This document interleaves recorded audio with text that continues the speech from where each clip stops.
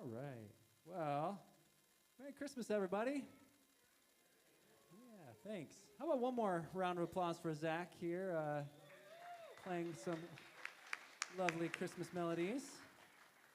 He'll be back after the gathering, too, to share just a little bit more. My name is Chris, and it is just a joy to be with you all.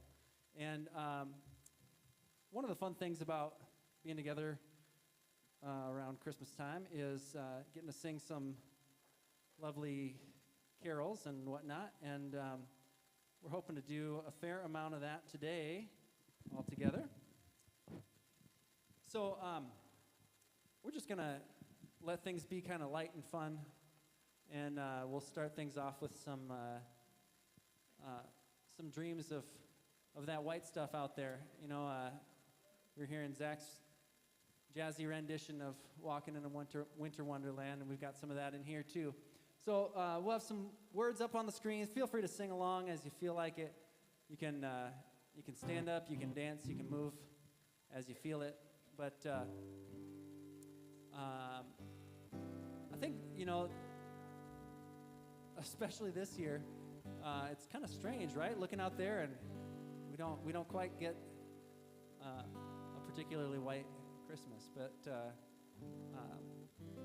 let this still just be kind of sweet and fun, and not just mourning that. Right? Okay, so yeah, here we go. There's a little medley for you.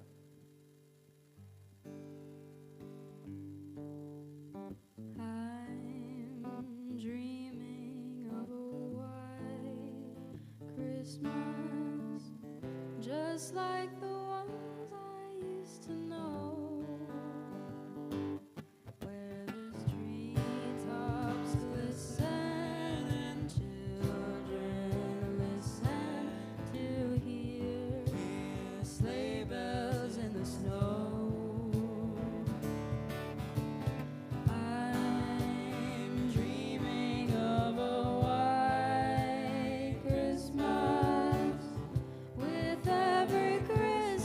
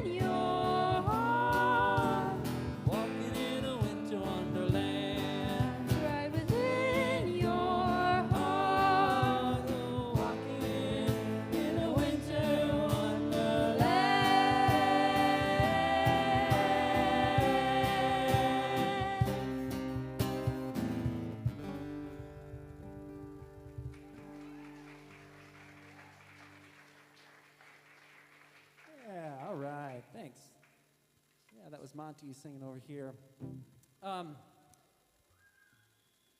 Would you stand up as you're able and feeling it?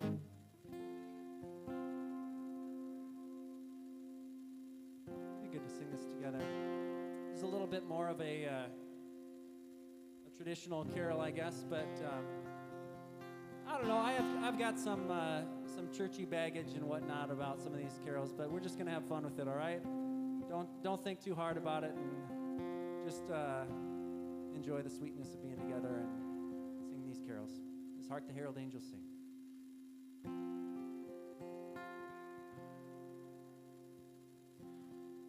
Hark the herald angels sing, glory to the newborn King. Peace on earth and mercy mild, God and sinners reconciled. Joyful all you nations rise, join the triumph of the skies. Angelic hosts proclaim, Christ is born in Bethlehem. Hark the herald angels sing, glory to the newborn King.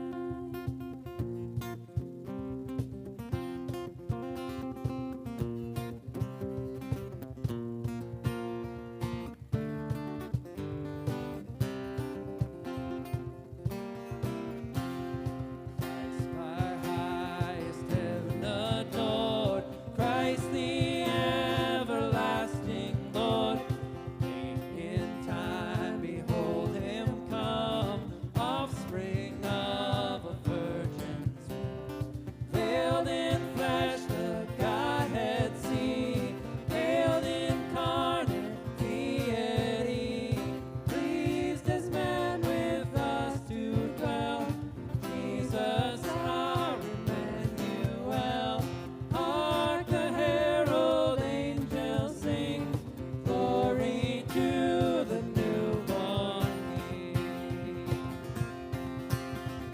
Hail the heavenly Prince of Peace, hail the Son of Righteousness, light and life to all he brings, risen with healing in his wings. Proud he lays his glory by, born that we no more may die, born to raise each child of earth, born to give them second birth.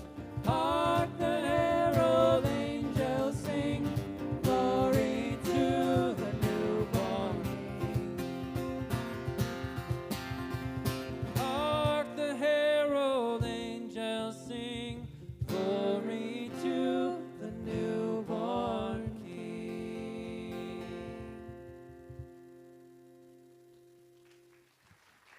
All right. You can go ahead and have a seat, please. Thank you, band. That was lovely. Thank you. Good morning, Fabric. I'm Heidi Esposito, and I'm here to say Merry Christmas. Oh, you guys are right on cue. Very good, very good.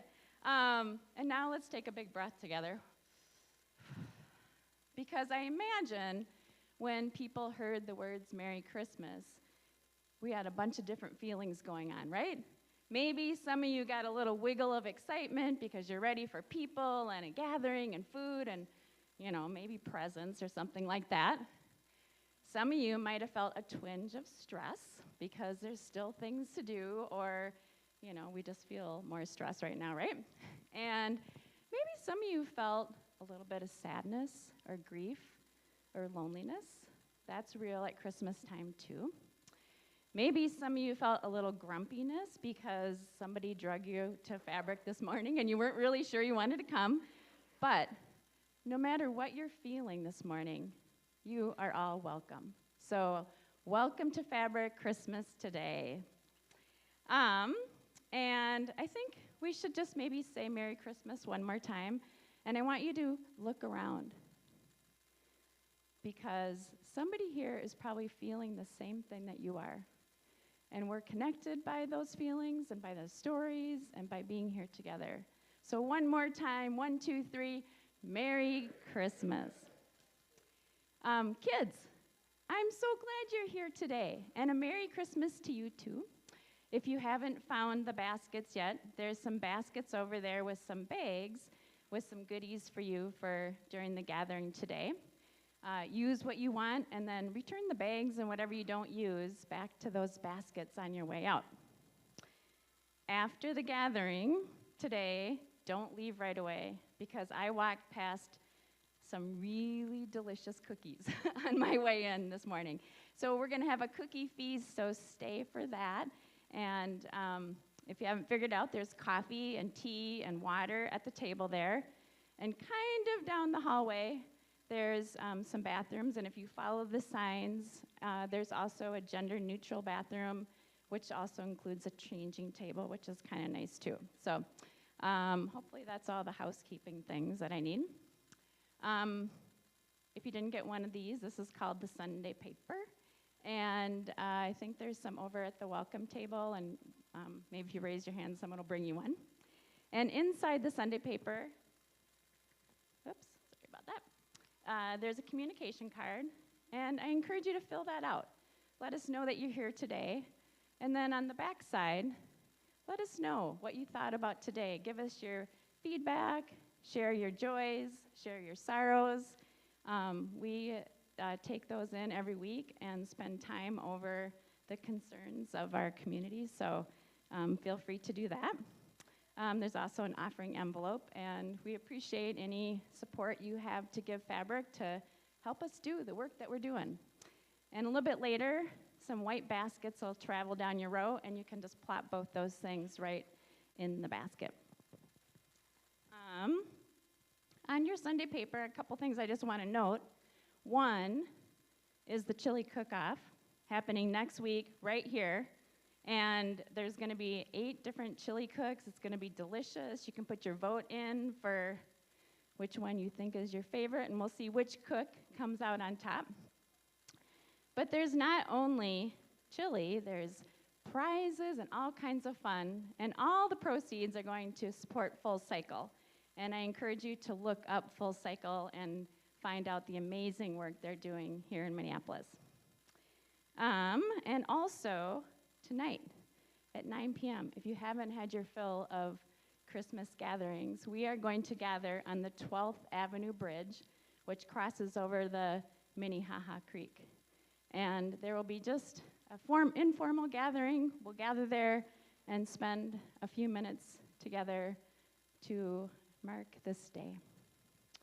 I also want to invite Charles Carlson up, because he has some important things to share with the community too.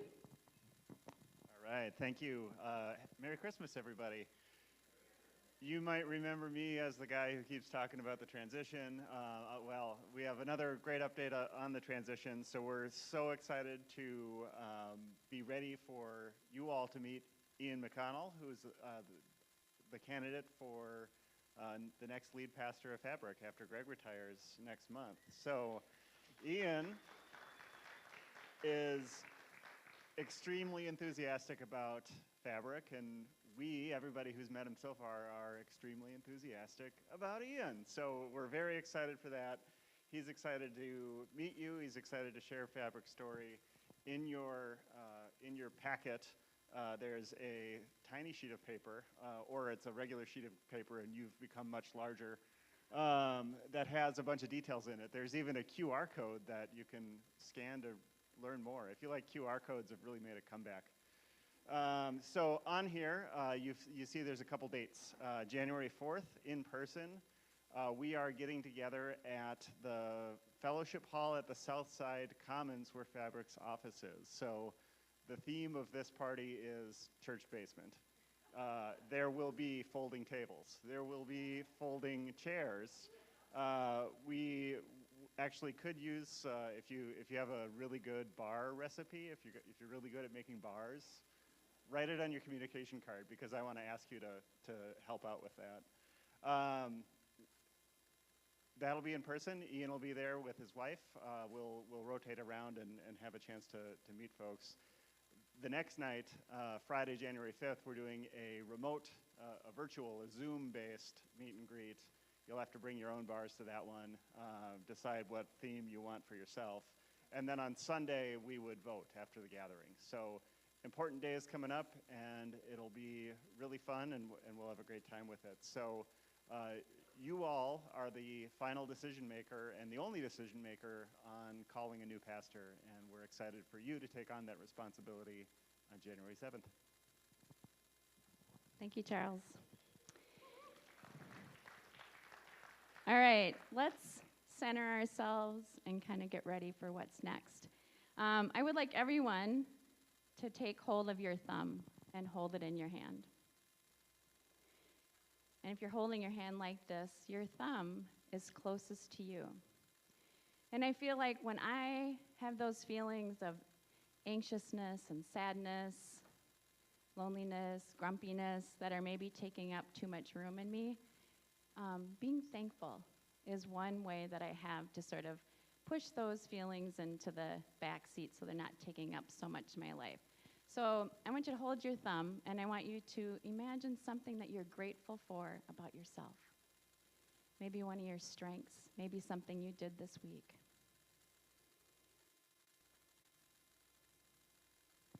And now I want you to hold on to your pointer finger. And I want you to think of somebody that you could point to who was a helper to you this week and give thanks for them.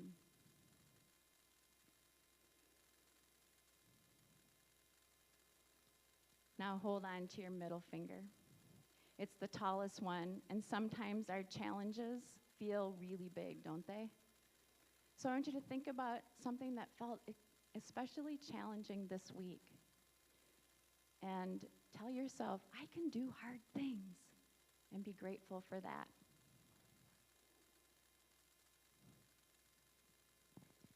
And now hold on to your ring finger. Sometimes people put rings on as a symbol of love to this finger. So I want you to be thankful for some place, someone, somehow that you experienced love this week.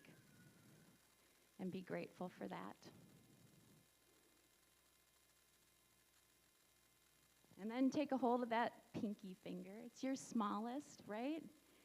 And I wonder if you can think about something that you're grateful for that's really little. Maybe others wouldn't even notice it, but you feel grateful for that small thing.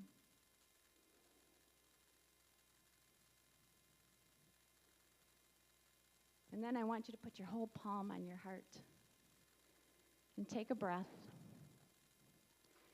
And I want you to let wonder come in. I feel like wonder is such an important tool and muscle that we have. And I'm going to invite you to wonder along with us this morning as you get to experience a really special story. And there's a main character who's struggling with some of those feelings that we named earlier today. And I wonder if he's going to figure out what he really wants for Christmas. So enjoy.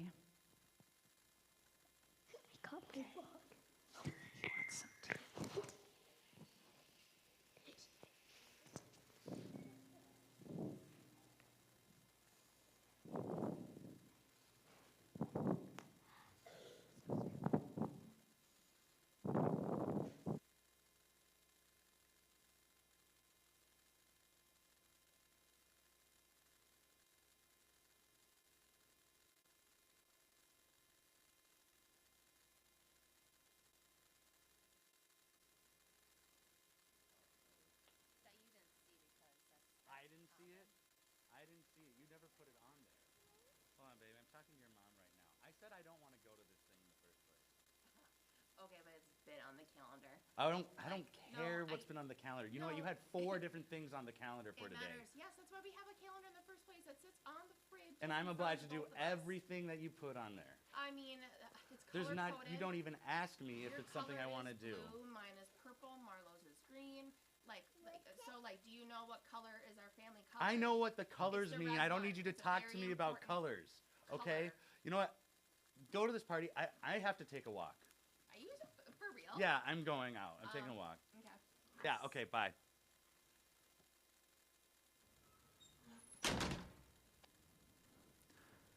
It was cold that winter evening as I ambled down my quiet street. I needed a walk to clear my mind of all the clutter and stress of this season. It seems that every year it gets worse. More obligatory parties, irritated drivers, and panicky shoppers. Long lines everywhere. I remember a time when I was more expectant, when the reason for all of this celebrating meant everything to me. But sadly, not this night.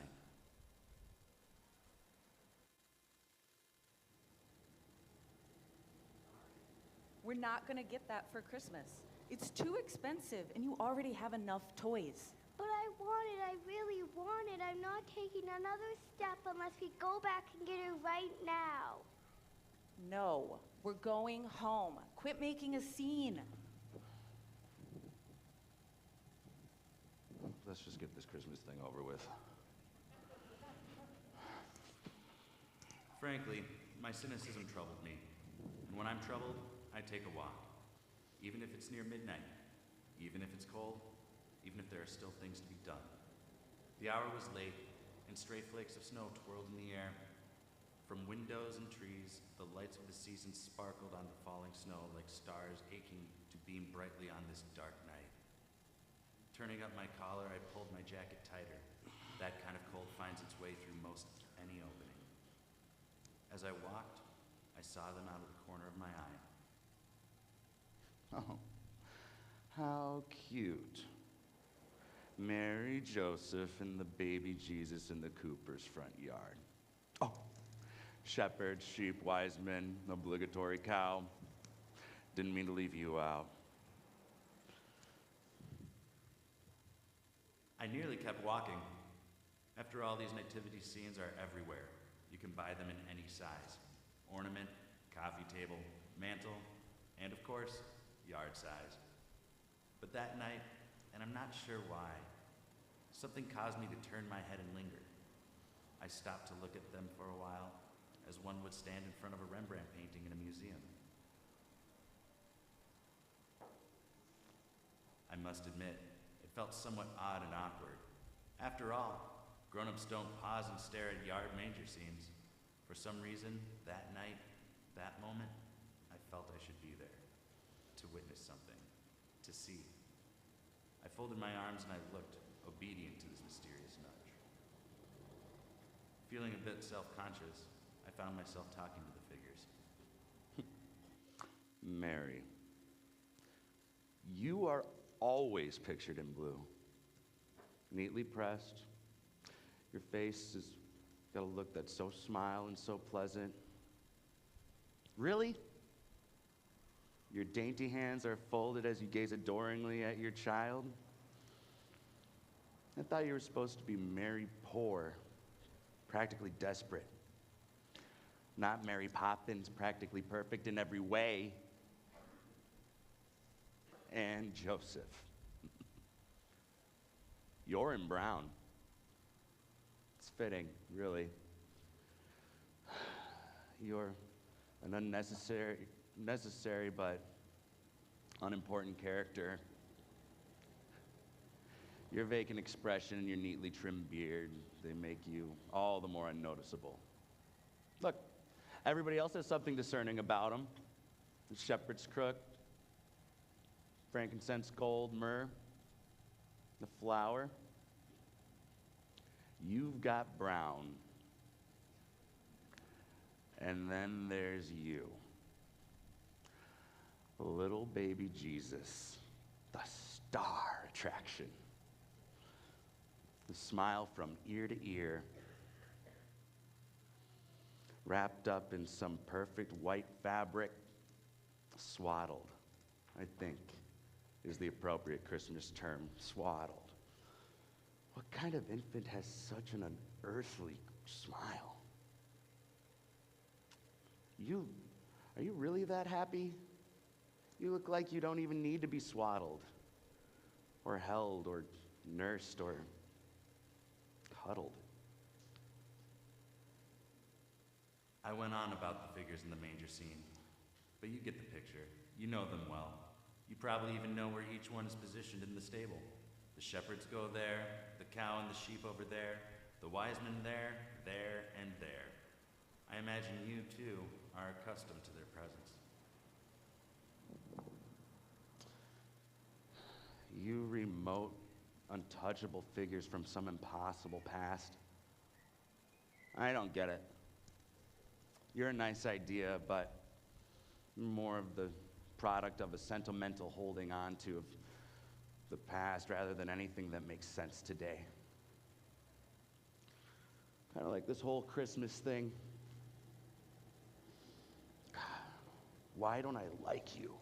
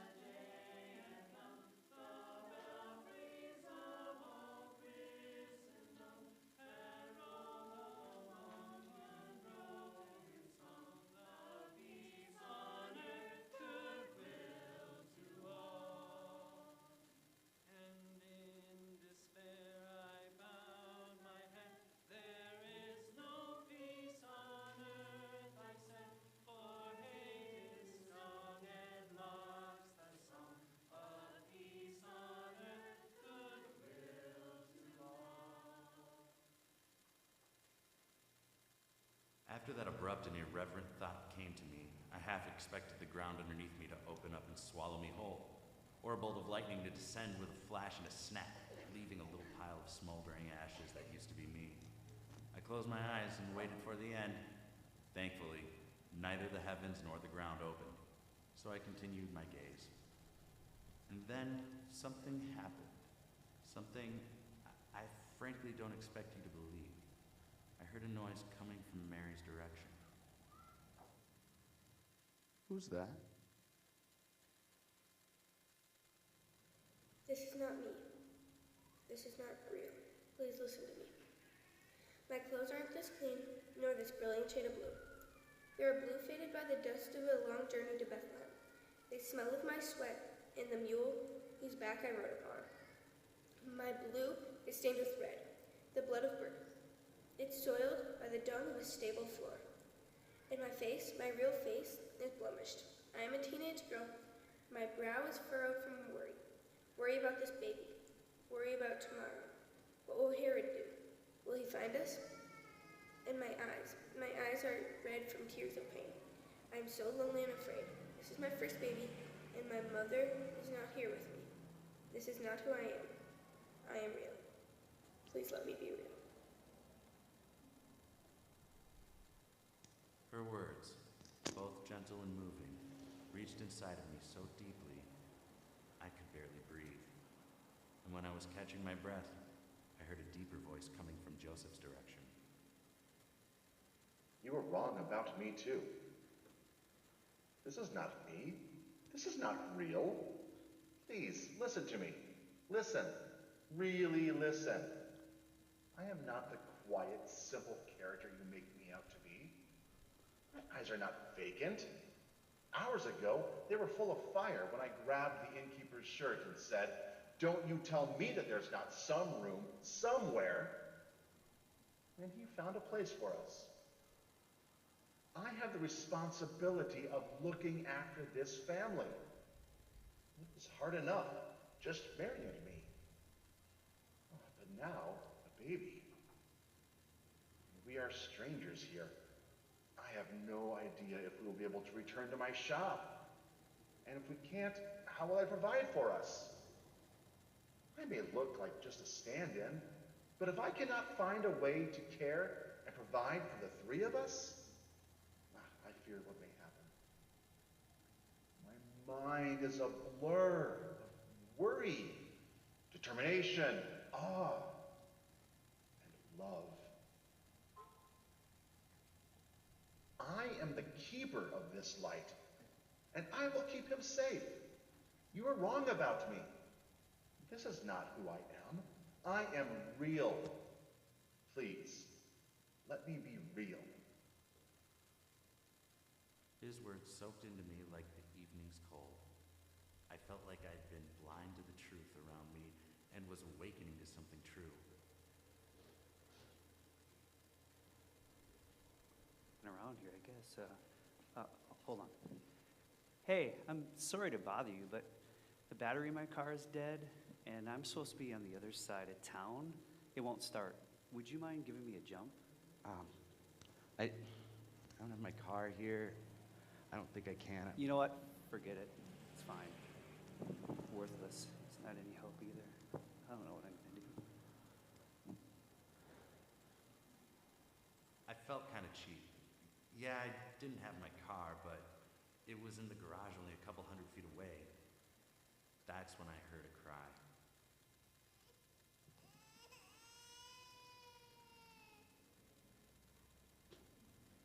That's you. Isn't it, baby Jesus?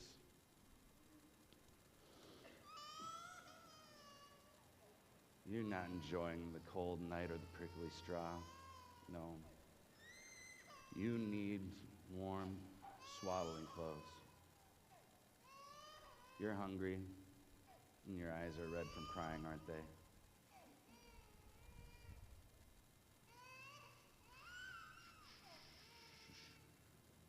You're gonna wake everybody up. Oh, I get it. You want to wake us up. Just like your parents. You're trying to tell us, this isn't me. Listen to me, please listen. You're not this manger figurine. You're the one who was sent to be real. You've known everything you've experienced, and you've felt everything you feel, because I do too. Hurts, tears, skinned knees, broken hearts. So on those days when I face my deepest moments, I can look to you and say, you know this. Help lead me through it. I get it. You're saying, this isn't me. I'm real. Please let me be real. Then there was a silence, a long stillness that hushed the wind and pushed away the noises of the night. In the quiet, I was being given room to feel and consider what I'd just seen and heard. And out of the silence, the truth appeared like stars revealed by parting clouds. Maybe the figures before me weren't real because I'd made them that way. So they would be predictable and safe, easy to ignore and boxed up after Christmas, out of sight, out of mind. Maybe if Jesus wasn't real, he'd be tame and small. Maybe I had rendered him untouchable because I was afraid of his touch. I'm sorry. I get it. I get it now. You're not who I thought you ought to be, untouchable, remote. Something that I made rather than someone who made me. You are real. You're true. And you're here. I'm so sorry. The depth of what I felt nudged me to kneel next to the shepherd on the wet snow, in front of something so real, so very real, I couldn't even begin to comprehend it. As I knelt, I became a part of the story, and the story became a part of me. And I felt a gentle and generous pardon. Suddenly, everything expanded. This scene, this night, my heart, and I felt real.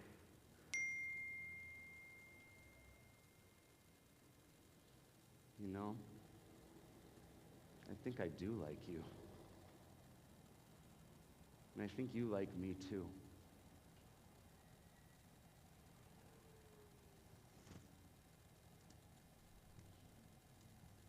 Sleep well. You've traveled far.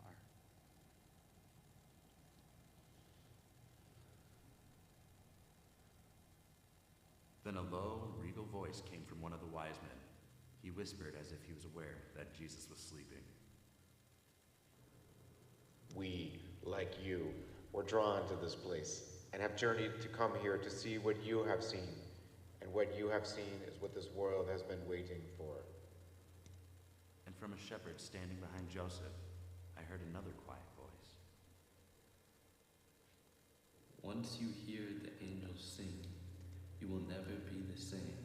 If you listen carefully, they're always singing.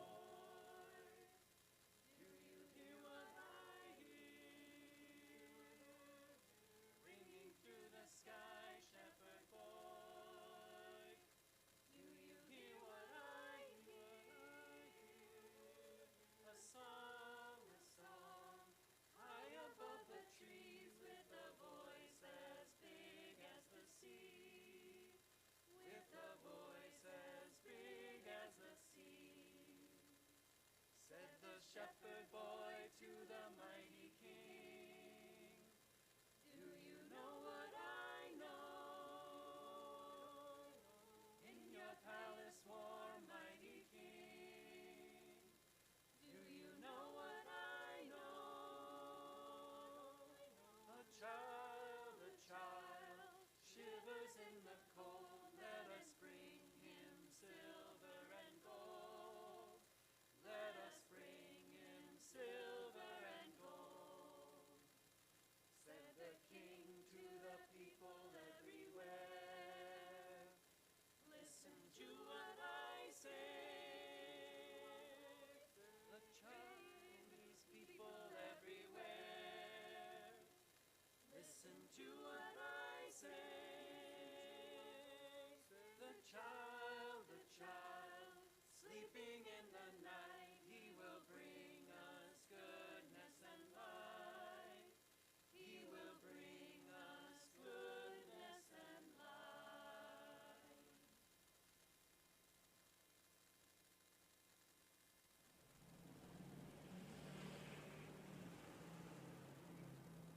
And then there was quiet. No more voices. No more surprises. I sensed it was time to go.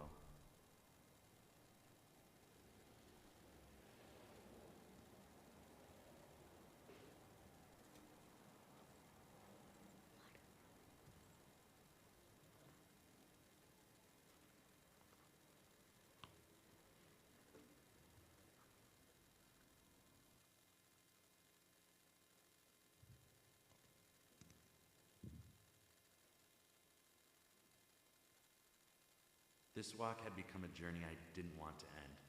Something had returned to me and I yearned for it to remain. But it was time for my Christmas story. As I stepped away, I thought I heard singing and turned for one last look. I saw a warm glow coming from the stable scene down the street, sheltering something inside that was older than the stars and bigger than our whole wide world. And it was real.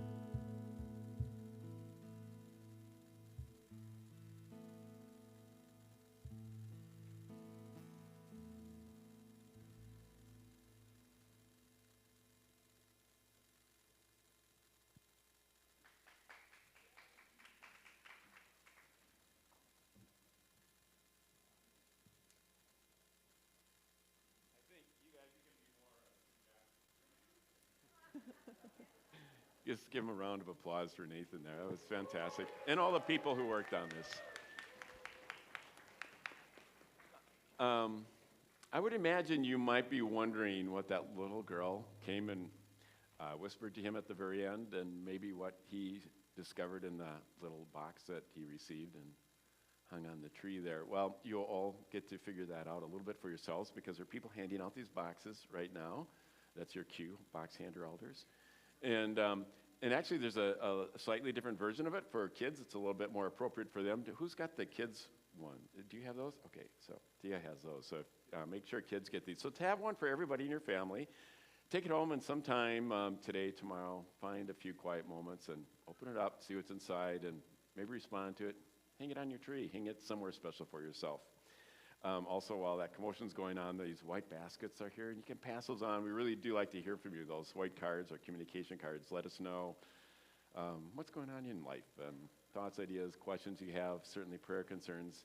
If you have any gifts to support Fabric, we welcome those as well. And just keep those. You can just leave them at the end of your row, and someone will pick them up afterwards. Hopefully someone who's supposed to pick them up afterwards. We can blow out candles now too, probably, right? You can probably blow out the Oh candles. yeah, you don't have to hold your candles. Right. You can. Watch out for the hot wax. Thank you. Well, Merry Christmas again. Glad to have you all here today. Christmas is one of these wonderful, magical times, even if it is 50 degrees and supposed to rain. Just like the Christmas you never knew, right? But while it's also wonderful and magical, like Heidi was saying, it's also kind of hectic, it's kind of stressful, and for a lot of people, it's also pretty lonely. But all of that, all this stuff that we experience around Christmas, and all these memories we have, everything, it all stems from what these plastic characters are supposed to be representing. And that is a story from a couple thousand years ago. Let me just read a few verses from the heart of that story. Pull it out here. So Mary and Joseph went from the town of Nazareth in Galilee to Judea, to the city of David called Bethlehem, because Joseph was descended from the house and the family of David. He went to be registered with Mary, to whom he was engaged and who was expecting a child. While they were there, the time came for her to deliver her child, and she gave birth to her firstborn son and wrapped him in bands of cloth and laid him in a manger, because there was no place for them in the inn. Familiar words to most of us, probably. You've heard them many times. Actually, pretty familiar words to a good portion of our entire world's population. Maybe a little bit too familiar. Maybe we have gotten so used to them, that and they become kind of poetic to us, that they're really just kind of nice, kind of innocuous, kind of sentimental, and not very real. Real, that's... Real is a hard standard in our world today, wouldn't you say? I mean, this world with so much glitz, so much glamour, our ability to make almost anything seem real, whether it is or not. And how do you know? If something happens so far away in this world that you can't check it out for yourself, how do you really know it was real? Or if it happened so long ago in history that there's no way to verify it, how do you know that was real? I don't know. I really don't know. But nonetheless, real is important, isn't it? I mean, I want the people in my life, the people I care about, I want them to be real. I want them to be real to themselves. I want them to be real to me. I want what my life is about to be real. I don't want to just be busy. I want to be making a difference. I would imagine most of you feel the same way about those things. Maybe, one of the questions right now is, what do you want? What do we want to be real about Christmas? Or what about that story from 2,000 years ago? What is really important that maybe we would hope it was real about that? Is it that, what the words say actually happened, that the story is accurate? Is that what we want to be real? Or is it what that story is pointing to, using the story of Jesus' birth? What is it telling us was born in the world? Is that what we want to be real? I mean, the first that it actually happened the way the story tells it is maybe of historical importance, but the fact that what it is pointing to, that actually reflects what Jesus' birth says that what that was about is actually born into our world. I mean, that to me seems to be of existential importance. I mean, the first is interesting, but that latter one is like, feels essential to me. That's something I really want to have. So let me ask you, and I don't care. It doesn't matter whether you are Christian or whether you're a Muslim or if you're a Buddhist or you're Hindu or you're Jewish or you're spiritual but not religious or if you're agnostic or atheist or whatever it might happen to be. I don't think that matters. I think the question is still real. What do you want to be real? What's really important? If you are a parent, when you tuck your kids in bed at night or as you watch them grow and they go to school and they start careers and start families, what do you want to be real for them? That's a hard question.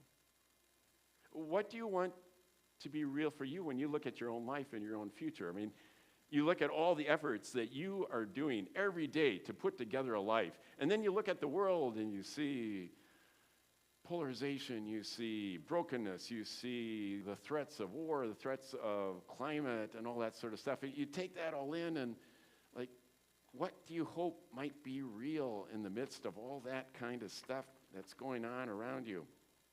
When you consider those things, what can Christmas offer to all that? And what do you want Christmas to promise? Do you want Christmas to promise a time of festive forgetfulness?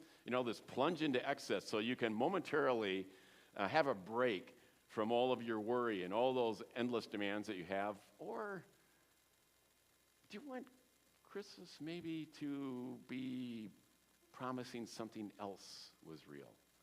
Something a little bit different from that? Do you want to feel deep down that hope actually exists? Do you want to believe that despite all the complications that there is some possibility moving forward?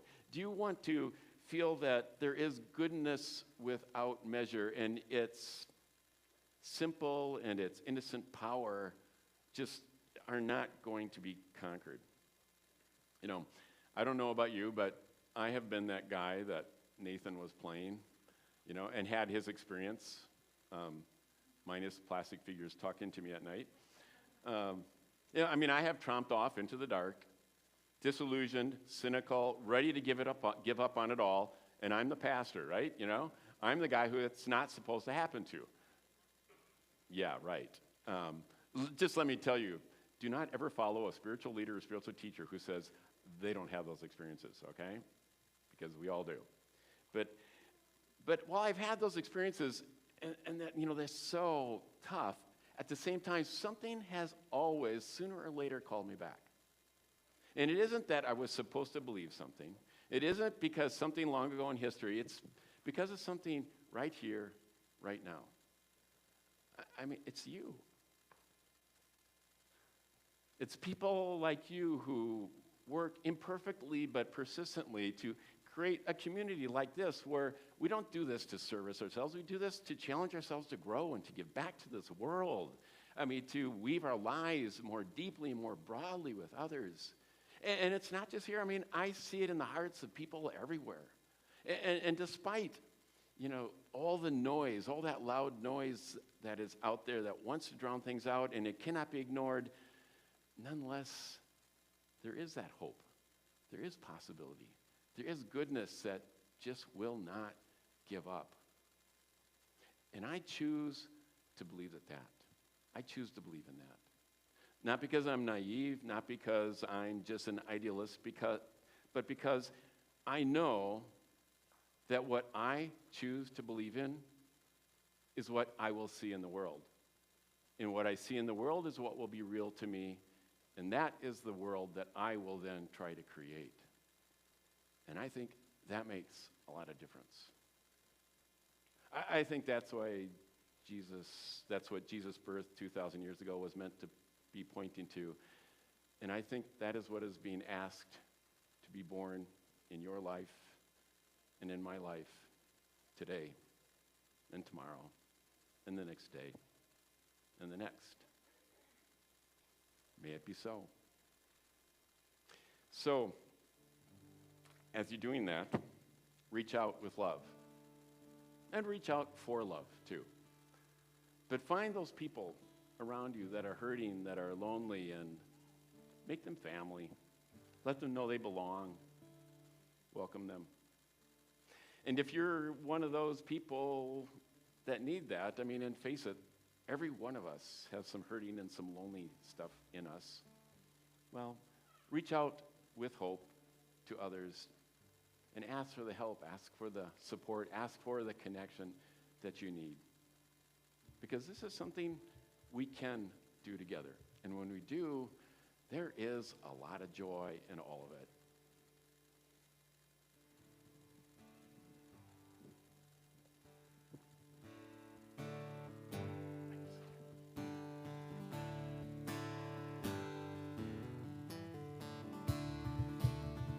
Would you stand up, please, as we sing this last one? Joy to the world, the Lord is come. Let earth receive her King. Let every heart prepare him room, and heaven and nature sing, and heaven and nature sing, and heaven and nature sing.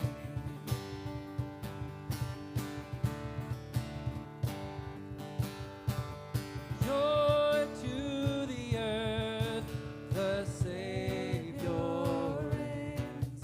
Let all their songs employ,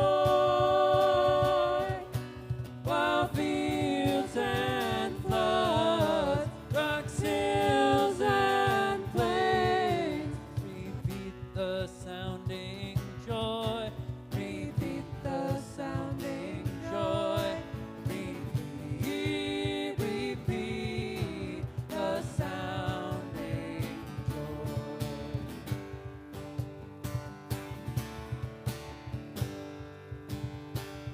He rules the world with truth and grace, and makes the nations prove the glories of his righteousness, and wonders of his love, and wonders of his love, and wonders, wonders of his love.